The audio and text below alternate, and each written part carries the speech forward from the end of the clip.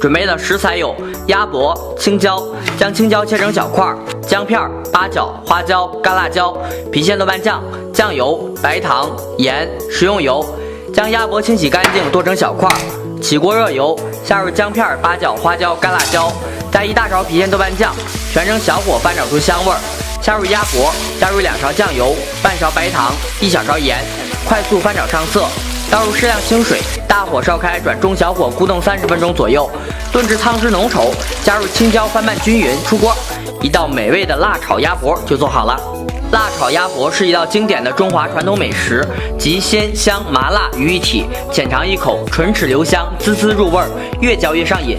喜欢这一口的小伙伴，赶快跟小辫儿学起来吧。Can never measure up to half of what I put you through.